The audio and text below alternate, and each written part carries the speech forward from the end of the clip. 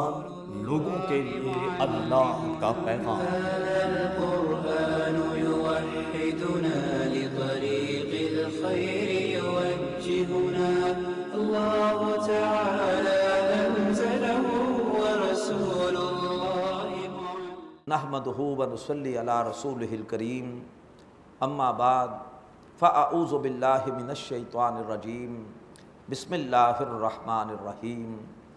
تلک الدار الآخرۃ نجعلها للذین لا یریدون علوا فی الارض ولا فسادا والعاقبۃ للمتقین، صدق اللہ العظیم۔ رب اشرح لی صدری ویسر لی امری واحلل عقدۃ من لسانی یفقہوا قولی، آمین یا رب العالمین۔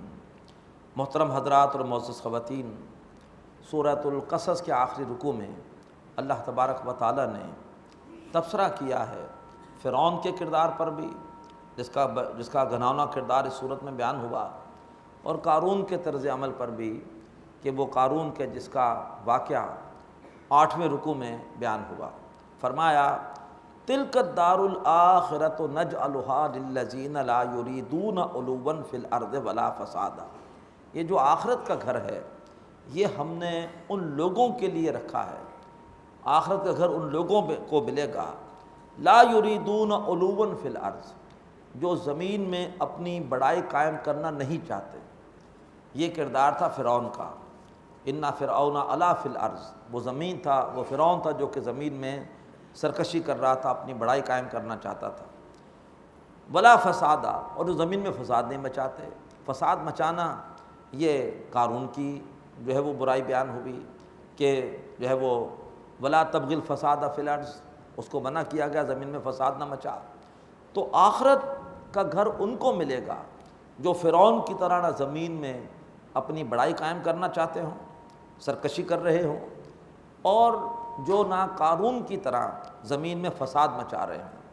والعاقبۃ للمتقین، اور آخرت وہ ہے ہی متقیوں کے لیے۔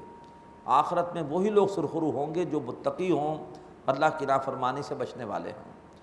من جاء بالحسنۃ فلہ خیر منہا، جو کوئی بھی ایک بھلائی لے کر آیا فلہ خیر منہا، تو اس کے لیے اللہ کے ہاں اس سے بھی بہتر بدلہ ہوگا، اللہ تعالیٰ زیادہ اجر عطا فرمائے گا۔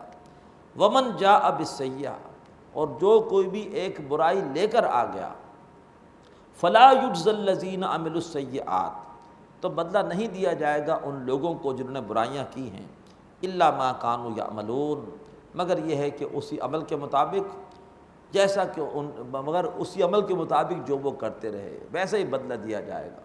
نیکی کا بدلہ اللہ بڑھا چڑھا کر دے گا، اور برائی کا بدلہ اللہ ویسے ہی دے گا۔ ان الذی فرض علیک القرآن، بے شک اے نبی صلی اللہ علیہ وسلم جس اللہ نے آپ پر قرآن فرض کیا ہے، یعنی آپ پر قرآن مجید کی ذمہ داری ڈالی ہے کہ آپ قرآن مجید وہ لوگوں تک پہنچائیں، لوگوں تک پہنچانے کا حق ادا کریں۔ لرادک الی معاد، وہ ضرور آپ کو لوٹا کر لے کر آئے گا آپ کی پہلی جگہ۔ یہ اشارہ ہے فتح مکہ کی طرف۔ اللہ کے رسول صلی اللہ علیہ وآلہ وسلم جب ہجرت کر رہے تھے تو آپ قریش کے تعاقب سے بچنے کے لیے کہ وہ آ کر پکڑ لیں گے، آپ پہلے چلے گئے مخالف سمت میں غار ثور کی طرف، 3 دن وہاں ٹھہرے رہے۔ اس دوران قریش نے خوب آپ کو ڈھونڈا، جب قریش ڈھونڈ ڈھانڈ کر تھک گئے، اب آپ نکلے غار ثور سے، اور پھر مکہ کے باہر سے آپ اس شاہراہ پر آئے جو شاہراہ مدینہ کو جا رہی تھی۔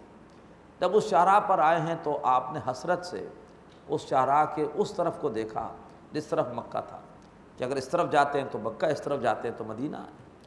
تو آپ نے بڑی حسرت سے دیکھا، اس لیے کہ آپ کو مکہ اور اس میں خاص طور پر خانہ کعبہ سے پیار تھا۔ تو اللہ تبارک و تعالی نے آپ کو تسلی دی کہ آپ پر یہ مشکل کیوں آئی ہے ہجرت کی، کیوں آپ کو در بدر ہونا پڑا ہے، اس قرآن کی وجہ سے۔ جب تک آپ قرآن نہیں سنا رہے تھے یہ آپ کو صادق الامین کہتے تھے۔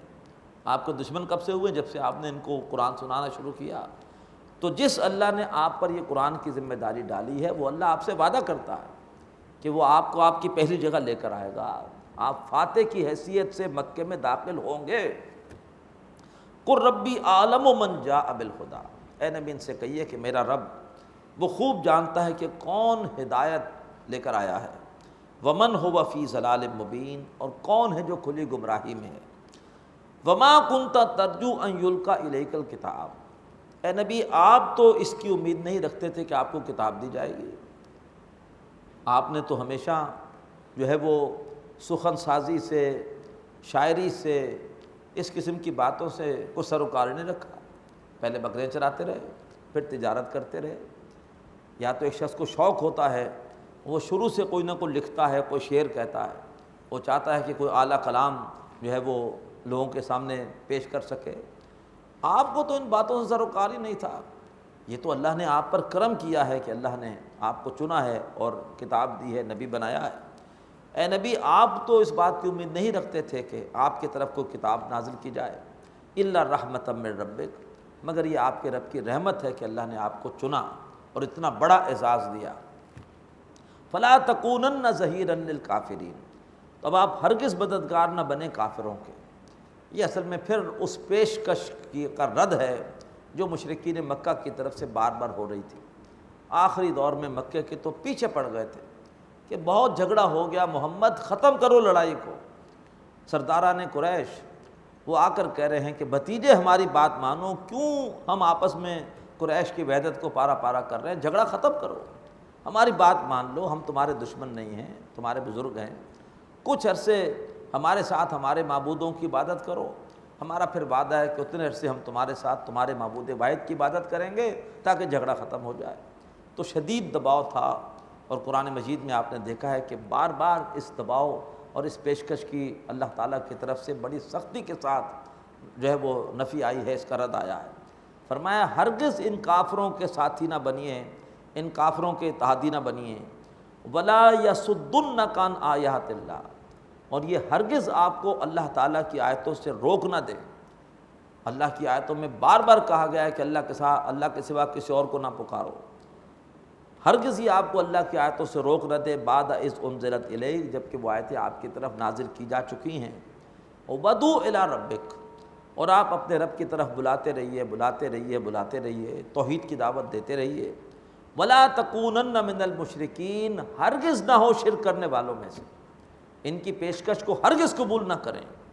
وَلَا تَدْعُ مَعَ اللَّهِ إِلَٰهًا آخر، اور اللہ تعالیٰ کے ساتھ دوسرے معبودوں کو مت پکاریے۔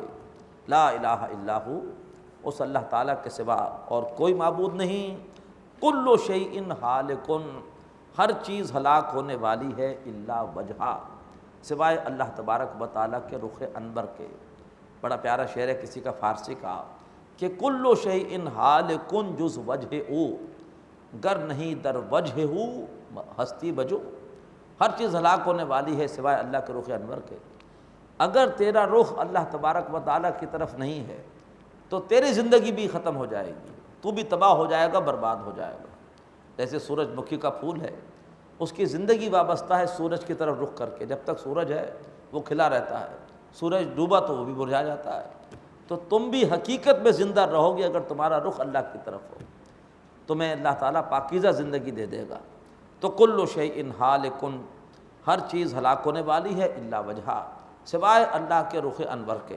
لہ الحکم، فیصلے کا اختیار اسی کے پاس ہے، وإلیہ ترجعون، اور تم سب اسی کی طرف لوٹائے جاؤ گے۔ سورۃ العنکبوت نازل ہوئی مکی دور کے وسط میں، جبکہ تشدد مشرکین کی طرف سے مسلمانوں پر اپنے پورے عروج پر تھا، اور مسلمان اس وقت شدید قریش کی طرف سے جو ہے وہ عذاب اور مصیبت کا شکار تھے۔ ایسے میں واقعہ آتا ہے حضرت خباب بن الارت کا رضی اللہ تعالیٰ عنہ، وہ ایک عورت کے ماتحت تھے، مکے میں رہتے تھے اور لوہار کا کام کرتے تھے۔ ایک دن وہ بدبخت عورت آئی اپنے ساتھ کچھ گنڈے لے کر، اور ان گنڈوں نے حضرت خباب جس بھٹی کے اندر اپنے لوہے کو پگھلاتے تھے اسی بھٹی سے انگارے نکالے، زمین پر بچھائے گئے۔ حضرت خباب کو ننگی پیٹھ ان گنڈوں نے لٹایا ان انگاروں پر، اور ان کے سینے پر بڑا سا پتھر رکھ دیا تاکہ اٹھ نہ سکیں۔ حضرت خباب نے بہت بعد میں لوگوں کو بتایا کہ میرا خون نکلا ہے، چربی پگھلی ہے جس سے وہ انگارے ٹھنڈے ہوئے۔ حضرت خباب رضی اللہ تعالیٰ عنہ اس تکلیف کے ساتھ اللہ کے رسول کے پاس حاضر ہوئے۔ آپ خانہ کعبہ کی دیوار کے ساتھ ٹیک لگا کر بیٹھے ہوئے تھے، اور آ کر اللہ کے رسول سے صرف یہ نہیں بتایا کہ میرے ساتھ ہوا کیا ہے، آپ کے ساتھ کچھ اور بھی اس طرح کے مظلومین تھے۔ آ کر اللہ کے رسول سے کہا کہ اللہ کی مدد کب آئے گی؟ اللہ کے رسول کو اس پر غصہ آ گیا کہ یہ لوگ بے صبری کر رہے ہیں۔ آپ کا چہرہ غصے سے سرخ ہو گیا، آپ سیدھے ہو کر بیٹھے، اور آپ نے کہا تم جلدی مچا رہے ہو، تم سے پہلے ایسے بھی ہوا ہے کہ ایک شخص کو لایا جاتا، زمین میں گاڑ کر اس کے سر پہ آرا رکھ کے اس کو چیر دیا جاتا، صرف اس جرم کی وجہ سے کہ وہ توحید کا اقرار کرتا تھا۔ ایسا بھی ہوا ہے کہ لوہے کی کنگھیوں سے ہڈیوں پر سے گوشت کھرچ لیا گیا، لیکن اللہ کے بندے توحید پر ڈٹے رہے۔ تم جلدی مچا رہے ہو، ایک وقت آئے گا کہ ثنا سے حضر موت تک ایک سوار چلے گا، اور اسے سوائے اللہ تعالیٰ کے اور کسی کا خوف نہیں ہوگا، یعنی اتنا امن و امان قائم ہونے والا ہے، جلدی نہ کرو۔ یہ ہے وہ پس منظر کہ جس میں اللہ نے یہ آیتیں نازل کی۔ مسلمانوں کو ڈانٹا بھی جا رہا ہے کہ بے صبری نہ کرو، مسلمانوں کی دلجوئی بھی کی جا رہی ہے، جس کی خاطر تکلیفیں برداشت کر رہے اس کے علم میں ہے، اور ظلم کرنے والوں کو بھی اللہ تبارک و تعالیٰ ڈانٹ رہا ہے۔ بسم اللہ الرحمن الرحیم، الف لام میم حروف مقطعات۔ احسب الناس ان یترکوا، کیا لوگوں نے یہ سمجھا تھا کہ وہ چھوڑ دیے جائیں گے، انہیں جنت میں داخل کر دیا جائے گا؟ ان یقولوا آمنا، محض یہ کہنے پر کہ وہ ایمان لے آئے، وہم لا یفتنون، انہیں آزمایا نہ جائے گا؟ کیا صرف دو بول کہنے سے لا الہ الا اللہ محمد الرسول اللہ جنت میں چلے جاؤ گے؟ اللہ تعالیٰ آزما کر دیکھے گا کہ آیا جو کچھ تم نے کہا ہے دل سے کہا یا اوپر سے کہا ہے۔ تو لوگوں نے کیا سمجھا تھا کہ انہیں چھوڑ دیا جائے گا محض یہ کہنے پر کہ ہم ایمان لے آئے، انہیں آزمایا نہ جائے گا۔ وَلَقَدْ فَتَنَّ الَّذِينَ مِن قَبْلِهِمْ، اور ہم نے ان سے پہلے بھی لوگوں کو آزمایا ہے۔ فَلَيَعْلَمَنَّ اللَّهُ الَّذِينَ صَدَقُوا، تو اللہ تبارک و تعالیٰ ظاہر کر کے رکھ دے گا کہ کون ہے جو اپنے دعوی ایمان میں سچے ہوئے۔ وَلَيَعْلَمَنَّ الْكَاذِبِينَ، اور اللہ تعالیٰ کھول کے رکھ دے گا ان لوگوں کو جو جھوٹے ہیں۔ یہ ہے انداز اللہ کا جو ہے وہ اہل ایمان کو جھنجھوڑنے کا۔ اب اس کے بعد رخ ان شیطانوں کی طرف جو ظلم کر رہے تھے مسلمانوں پر۔ ام حسب الذین یعملون السیئات، اور کیا سمجھا ان لوگوں نے جو برائیوں کا ارتکاب کر رہے ہیں، ان یسبقونا، کیا وہ ہماری پکڑ سے بچ جائیں گے؟ ساء ما یحکمون، بہت برے فیصلے ہیں جو وہ کر رہے ہیں۔ من کان یرجو لقاء اللہ، اب ذرا اہل ایمان کی دل جوئی۔ من کان یرجو لقاء اللہ، اور جو کوئی بھی اللہ تبارک و تعالیٰ کے سامنے حاضری کی امید رکھتا ہے، فإن اجل اللہ لآت، تو بے شک اللہ تبارک و تعالیٰ کا وہ وقت معین آنے والا ہے۔ کیوں تکلیفیں اٹھا رہے ہیں صحابہ کرام؟ آخرت کے لیے، کہ دنیا میں تکلیفیں ہیں لیکن آخرت میں اللہ تعالیٰ نوازے گا۔ فرمایا وہ آخرت آنے والی ہے۔ وَهُوَ السَّمِيعُ الْعَلِيمُ، وہ اللہ سب کچھ سننے والا اور جاننے والا ہے۔ حضرت بلال کو گھسیٹا جا رہا ہے پتھروں پر، زبان خشک ہو چکی ہے پیاس کی وجہ سے، پسینہ پسینہ ہو رہے ہیں، گرمی میں گھسیٹا جا رہا ہے، اور کہہ رہے ہیں احد احد احد احد احد احد۔ حضرت بلال کے لیے آیتیں مرہم کا کام دیتی تھی کہ اللہ سن رہا ہے، اللہ جانتا ہے، جس کی خاطر تم یہ تکلیف برداشت کر رہے ہو اس کے علم میں ہے، اور وہ تمہاری اس فریاد کو سن رہا ہے، تمہاری ان باتوں کو سن رہا ہے۔ وَهُوَ السَّمِيعُ الْعَلِيمُ۔ اور اس کے بعد پھر دوبارہ ذرا جھنجھوڑنے کا انداز۔ وَمَنْ جَاهَدَ فَإِنَّمَا يُجَاهِدُ لِنَفْسِهِ، اور جو کوئی بھی جہاد کر رہا ہے، یہاں جہاد سے مراد جنگ نہیں ہے، مکی دور میں کوئی جنگ نہیں ہوئی، یعنی جو بھی اس شرک کے خلاف اپنی مزاحمت کے ذریعے سے، اپنی استقامت کے ذریعے سے جد و جہد کر رہا ہے، شرک کے خلاف، ظلم کے خلاف، وہ جہاد کر رہا ہے اپنے ہی بھلے کے لیے۔ جو کچھ مشقتیں اٹھا رہے اس کا ثواب تمہیں کو ملے گا۔ ان اللہ لغنی عن العالمین، بے شک اللہ تعالیٰ تمام جہان والوں سے غنی ہے، اسے کسی کے ایمان کی، کسی کی استقامت کی، کسی قربانیوں کی کوئی ضرورت نہیں ہے۔ جو کچھ کر رہے اس کا فائدہ تمہیں کو پہنچے گا۔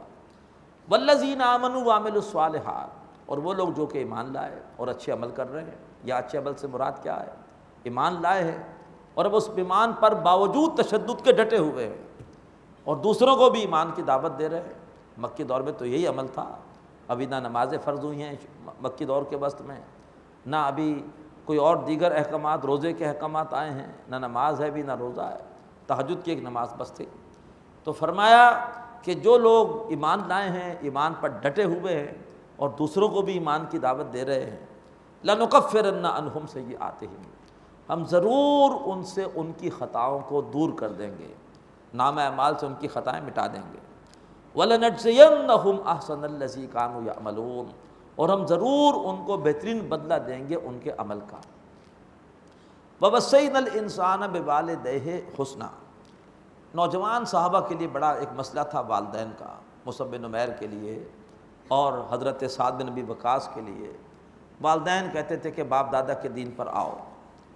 حضرت سعد بن ابی وقاص رضی اللہ تعالیٰ عنہ کی والدہ نے تو بڑھاپے میں بھوک ہڑتال کر دی، دھوپ میں جا کے بیٹھ گئی بھوکی، کہ جب تک سعد باپ دادا کے دین پر نہیں آتا نہ کھانا کھاؤں گی نہ سائے میں آؤں گی۔ مصعب بن عمیر کی والدہ دھمکی دے رہی ہیں کہ گھر سے نکال دوں گی، باپ دادا کے دین پر دوبارہ آؤ۔ اب یہ نوجوان اللہ کے رسول کے پاس آ کر پوچھتے تھے ہم کیا کریں؟ فرمایا وَوَصَّيْنَا الْإِنسَانَ بِوَالِدَيْهِ حُسْنًا، ہم نے انسان کو وصیت کی ہے اس کے ماں باپ کے بارے میں حسن سلوک کی۔ وَإِن جَاهَدَاكَ لِتُشْرِكَ بِي، اور اگر وہ تمہارے خلاف جہاد کریں، اب یہاں بھی جہاد سے مراد کیا ہے؟ تمہیں مجبور کریں، جد و جہد کریں تمہیں غلط رستے پر لانے کی۔ مسلمان کا جہاد ہوتا ہے فی سبیل اللہ، اور ان بدبختوں کا جہاد ہوتا تھا فی سبیل الطاغوت، فی سبیل الشرک۔ تو اگر تیرے ماں باپ تجھ سے جہاد کریں لِتُشْرِكَ بِي، کہ تو میرے ساتھ کسی کو شریک کرے، مَا لَيْسَ لَكَ بِهِ علم، جس کے لیے تیرے پاس کوئی علم نہیں، فَلَا تُطِعْهُمَا، اب ان کی بات ہرگز نہ ماننا۔ حسن سلوک کا ہم نے حکم دیا ہے، لیکن لا طاعۃ لمخلوق فی معصیۃ الخالق، اللہ کی نافرمانی میں کسی کی اطاعت نہیں کی جائے گی۔ کیوں؟ الیہ مرجعکم، میری طرف تم سب کو لوٹ کر آنا ہے۔ فأنبئکم بما کنتم تعملون، میں تمہیں بتا دوں گا پھر جو کچھ کہ تم کرتے رہے۔ والذین آمنوا وعملوا الصالحات لندخلنہم فی الصالحین، اور جو لوگ ایمان لائے جنہوں نے اچھے عمل کیے ہم ضرور ان کو داخل کر دیں گے صالحین میں۔ مصعب بن عمیر رضی اللہ تعالیٰ عنہ کو بالآخر نکال دیا ماں نے اور چچا نے گھر سے، نکل جاؤ، ہماری بات نہیں مان رہے، نکل جاؤ۔ نکلنے لگے، کہا کہ جو لباس پہنا ہوا ہے مشرک ماں نے لے کر دیا تھا، یہ اتار کے جاؤ۔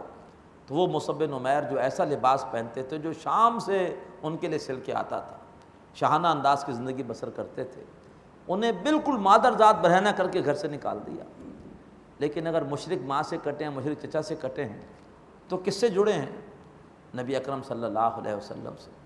اب ہر وقت دار ارقم میں اللہ کے رسول کے ساتھ ساتھ ہیں۔ لندخلنہم فی الصالحین، ہم ایسے لوگوں کو ضرور داخل کریں گے صالحین میں، انہیں صالحین کے ساتھ جوڑ دیں گے۔ یہی مصعب بن عمیر ہے جن کو اعزاز ملا کہ جب اللہ کے رسول سے مدینے والوں نے کہا سن 1290 میں ہمیں کوئی مقری دیں، ہمیں کوئی قرآن پڑھانے والا دیں، تو پہلے مبلغ صحابہ میں سے کون ہیں جو اللہ کے رسول کی تربیت یافتہ تھے، ہر وقت اللہ کے رسول کے ساتھ رہتے تھے، قرآن مجید جتنا نازل ہوا تھا اس کے حافظ تھے۔